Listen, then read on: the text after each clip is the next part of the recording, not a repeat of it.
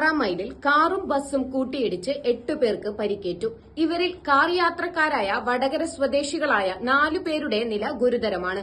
പരിക്കേറ്റവരിൽ bus യാത്രക്കാരും ഉൾപ്പെടുന്നു. ഇന്ന് രാവിലെ 11:30യോടെയായിരുന്നു അപകടം. വടകരയിൽ നിന്നും വയനാട്ടിലേക്ക് വിനോദയാത്രയ്ക്കായി വന്ന ഒരു കുടുംബത്തിലെ അംഗങ്ങൾക്കാണ് ഗുരുതര പരിക്കേറ്റത്. 2 കാറുകളിലായാണ് സംഘം വയനാട്ടിലേക്ക് വന്നത്. പൊഴുതന 6 മൈലിൽ ടൌണിനോടടുത്തെത്തിയപ്പോൾ മുമ്പിലുണ്ടായിരുന്ന കാർ നിയന്ത്രണം വിട്ട് സ്വകാര്യ ബസ്സിലേക്ക് ഇടിച്ചു കയറുകയായിരുന്നു. കാറിലുണ്ടായിരുന്ന 4 പേർക്കാണ് ഗുരുതര പരിക്കേറ്റത്. ബസ്സിലുണ്ടായിരുന്ന 4 പേർക്കും പരിക്കേറ്റു. ഓടിക്കൂടിയ നാട്ടുകാരാണ് രക്ഷാപ്രവർത്തനം നടത്തി പരിക്കേറ്റവരെ ആശുപത്രിയിലേക്ക് എത്തിച്ചത്. പരിക്കേറ്റവരെ ആദ്യം കൽപ്പറ്റയിലെ 2 സ്വകാര്യ ആശുപത്രികളിലും ഗുരുതരമായി പരിക്കേറ്റ 4 പേരെ പിന്നീട് വിദഗ്ധ ചികിത്സയ്ക്കായി മേപ്പാടി വിംസ് മെഡിക്കൽ കോളേജിലേക്കും പ്രവേശിപ്പിച്ചു. മോട്ടോർ വാഹന വകുപ്പ് ഉദ്യോഗസ്ഥരും പോലീസും സ്ഥലത്തെത്തി പരിശോധന നടത്തി.